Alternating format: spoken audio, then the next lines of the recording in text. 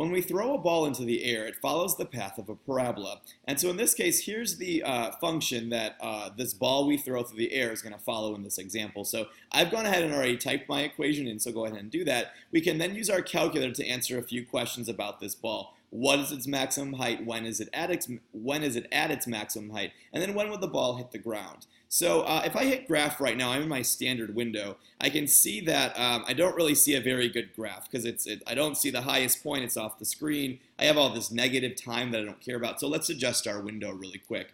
My x, or my t in this case, is the input, the time. Well, time can't be negative, so I'm going to use x min of 0. And then the longest the ball is in the air, I could see that it wasn't in the air very long. In fact, I see that I already used 3. I figured that out already. I can use some common sense. Think about how long something's in the air if you throw it in the air. It's not in the air very long.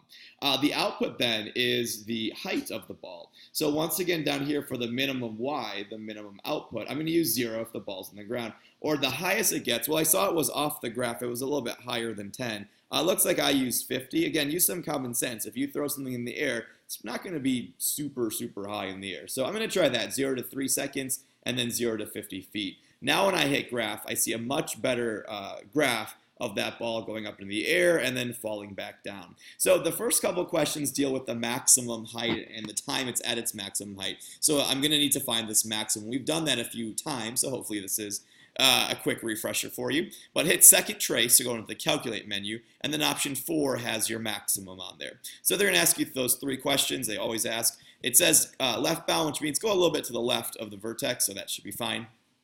Then go a little bit to the right of the vertex, so I'll move over here, and that should be good. And then for guess, just guess, doesn't matter. And then right there is telling me my x and y values for my maximum. According to the vertex. Well, let's interpret what those numbers mean. That's really what this problem's about. The time that the ball is at its maximum height refers to the x, the input value. So at about 1.25 seconds, that's when the ball will be at its highest point. The second question deals with what is the actual maximum height of the ball. That's the output, the y value. So I can see on my calculator over here that 26 feet is the maximum height of that ball. The final question then has to do with something a little bit different. They say, suppose you missed the ball, you throw it in the air and let it hit the ground. When will it hit the ground?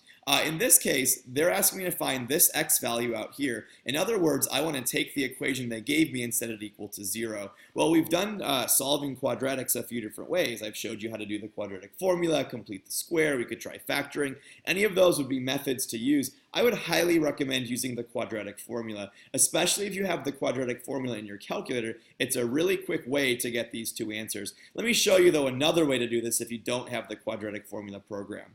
There's a few ways you could do it, but I'm going to show you this trick. Go back to y equals, and I want you to graph a second line. Graph the line y equals 0, which would just be a horizontal line that would run along the x-axis. If I hit graph, I don't know if I'll even see it. I can guess it changed color, so I can see it down there. And what I want to do now is I want to find the intersection point of the blue parabola and the red line, because that will be the time when it hit the ground. So to do that, second trace again.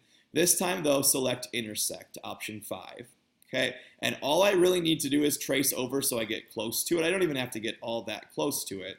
Like that should probably be fine. And then just hit enter 3 times to answer their 3 questions. So first curve, second curve, and guess. And what it'll do is it'll jump to find that intersection point. And that x value will represent the time when that ball would hit the ground. The same thing you would get if you did the quadratic formula. About 2.52 seconds. If you did the quadratic formula, you would get this second answer of negative 0.025 seconds. Well, time can't be negative, so even though that would be the other x-intercept, it doesn't make sense in this problem. Time can't be negative, so I just have this one time when the ball's going to hit the ground.